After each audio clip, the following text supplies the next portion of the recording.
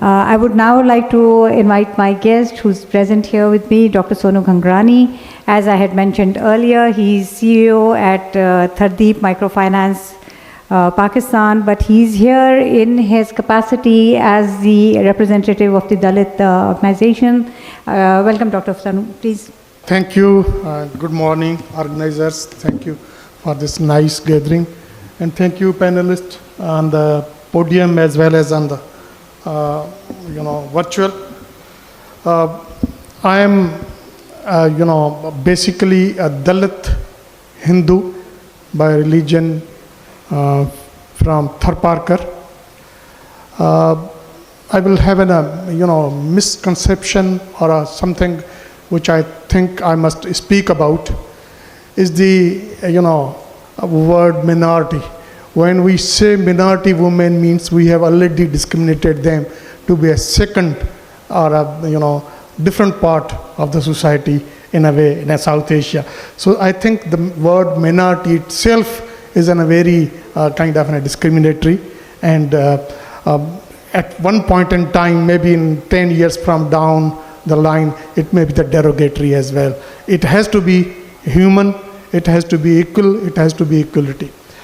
I was asked to respond to the three different questions: discrimination in health aspects, discrimination in education field, and discrimination and social distancing.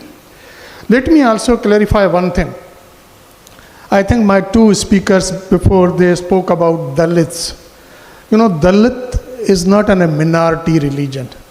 Dalit is within the minority and majority religion. For example, in Hindustan and Nepal, the Dalits are the part and parcel of the religion of Hindu. So they are part of the majority. But because of their social status in the society, they are being persecuted, they are discriminated, they are distanced, and they face all kind of oppressive practices. So we'll talk about that as well. I'm just focusing on a few things. The key challenges, if I be specific, the key challenges that these communities, particularly there are 6 types of minority officially called, but there are some minority groups, they become part of the elite class. So we don't consider them as backward or as discriminated as the others may be. But there are 6 minority groups in each country from the majority point of view. I am not focusing on each of the 6 groups, but at least, in some country, particularly in India, the Muslims also are part of the minority, and then there are different attitudes and behaviors towards that community. And then there are Christians which are being oppressed, and there are so many atrocities which we get reports every single day. And then there are Buddhists and many other minorities.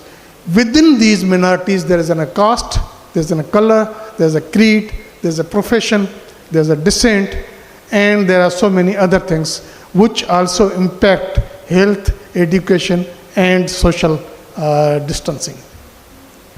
So if you really look at the key challenges, what are the key challenges? I think the major key challenge to have all these inclusive facilities available is the identity. These minority people have varied identities. Sometimes they have no identities, no home. They are homeless in many places. They are Adivasis. They may be of the one particular major part of the major religion, but they are in a way Adivasis, so they are a separate society, separate segment of the society. They are Dalits, they are Muslims, they are sweepers, and so many, they are being tagged, they are Harijans. So, tagging of these minority groups is another part or another way of discriminating them, persecuting them, and of course creating the identity issue. The second most problem with this is the security. In all these South Asian countries, the major thing which, along with identity, what we have felt and what we have been seeing and reading about the reports is security. They feel very insecure, whether there is an issue of sexually exploitation, whether there are issue of trafficking, there's an issue of other issues such as services like health, education. They are at the bottom of the pyramid. Relating to the equity, when budgetary things are coming up, when political representation is part of the game, they are all at the bottom, the poor. They are not being representative as the others majority groups are. Sometimes, there's a sense of prevailing sense in the society that it's in a backwardness. I don't know whether this is imposed backwardness on them or it is in a government policies that keeps them backward, or it is by isolation, by distancing, by discrimination, not accepting them as a human, they are also declared as a backwardness. The majority of the atrocities that are reported, and I quote one figure, only in one country, which is our neighbor country, there's also a small number, 31,000 cases of violence and rape have been reported by the police, and none of them have been given the due justice that they deserve, and which is 20% more than the previous year. So this indicates the incremental atrocities every following year. And we have development, we have so many other global things, we are becoming a global village, but these communities, these minorities, and that in particular, if I may speak about, in particular in India, the Muslim and the Christians are the most vulnerable because of their religion. Dalits, of course, in a historical and religious history, they are being deprived and being discriminated for so many other things. The caste is one of major element to discriminate them. So I think this gives them the issue of the violence. And the violence, as I said, rape, social distancing, persecution, political victimization, and so many other things. Also, we have seen that there are very limited government initiatives other than mentioned though they are all mentioned in the constitutions. Constitutions ensures all those basic rights as the majority people would have. But what is happening is the execution, is the implementation of those provisions. They are lacking, and that lacking is in our mind. It's the mindset of the majority of all those countries. It's a mindset of people in the power, because most of the time people are in the power or from the majority groups. For example, if I may quote that only in India, 45% of the bureaucracy and super bureaucracy comes from the super caste, which is Brahmins. See, if a country holds power with single community, 45% power comes to them. That is given that they may be discriminating to the other minority groups, which are not part as a caste to them, as a society to them. So I think those are the issues which we have been taking to the UN, we have been talking to the governments. We need to number them. We need to For example, in Pakistan, there's a separate census report for non-Muslims. But I don't say that, those numbers are being actually counted, how many we are and how we can look into this. There has been efforts in the recent past by the government to include all those Dalit communities, all those Hindu communities, all those Christians communities living in the remote areas, how to bring them into the census fold. But what about the people who are, homeless, who are nomads, who are sitting in the juggies? I can pass on through superhighway and I see so many thousands of the juggies. I have no idea whether those are being identified, those are being registered. And then this is not the case only in Pakistan, but this case is across the globe. If you really talk about Broca community in Japan, they are same. And if we talk about gypsies in the Europe, if we talk, so many European community, and other, of course, in African countries, there's a caste discrimination, there is a descent discrimination, there's a color discrimination, and these discrimination then again are diverted to a minority groups, not into the majority groups.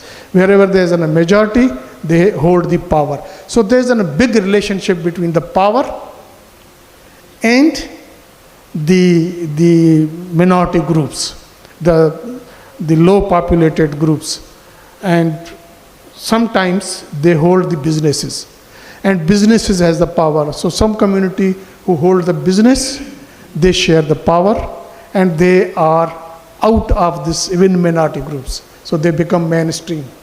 So I think these things are very, very challenging. Particularly, I am just taking 1-2 minutes. See, in healthcare, I take an example in the healthcare across the South Asia. The quality of healthcare is very, very disparate. It's a very big difference when a poor woman from a village or from a juggi who belongs to minority or from a Dalit community or a very backward, they go to the hospital, they may deliver her baby into the lawn of the hospital. And there are cases. Why? Because she's not accepted as a human being, as a patient. And if she's accepted, it may be, her term may be coming into the last. So the quality of the care is one thing. Maternal health also is the last thing that they receive. And mental health. You see the cases of suicide across the region. I'm not saying only in Pakistan or in Tharparkar. Across the region, the highest rate of suicides is on, there are two kinds of figures.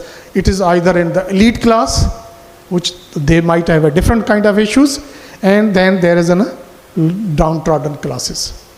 And most of them are minority groups. And then sexual and reproductive health issues. They don't get family planning, education awareness. So they come up with a huge number of population within them. Then they live in a crowd, and then they have a hygienic and other, issues which then spread to all over the society. So I think, and then there are cultural barriers. I think we must, these problems are not only to the health related things, it is across the subjects. Whether the subject is of education, economics, it's subject of the employment, it is subject of any activity that it may be. Even if they come to the urban centers, such as Karachi, Bombay, Delhi, what they get the job of skinjaver. Their kids can go and pick up the scratch. So I think this global phenomena has to think differently. How to handle, how to upgrade, how to move, to hold these hands of these people and make them equal citizen. That is the biggest challenge of the world and South Asia as well. I close my remarks with one last words from my Guru Bhimrao Ambedkar, Dr. Bhimrao Ambedkar. He said that thousands of the kings of the world made human slaves. Thousands kings of the world made human slaves. And he is the only person making slaves to human. So I think we need more people to create this kind of psychology, this kind of philosophy, this kind of sympathy. Thank you very much. Thank you very much. This is the kind of nuanced discourse that we wanted this conference to have, because it isn't just the majority versus the minority, it is the power dynamics which derive and drive all the vulnerabilities and the sub-vulnerabilities that, that our speakers are throwing up. Because as Dr. Sono very rightly mentioned, Dalits by religion belong to the majority religion in two of the countries that are represented in this conference, in Nepal and in India. But within that, despite belonging to the majority, there are vulnerabilities. And the word minority, there are slogans given in the world, aspirational slogans that make poverty history. I think we need to make that word minority also pass into history by claiming the universality of humanity and treating everybody equitably. And that is where we need to understand the power structures which are perpetuating the vulnerabilities, and especially the cultural barriers which give women a lower status. It is none of the religions give the women a lower status. It's the cultural barriers that we need to overcome within our societies, and to be able to overcome these issues.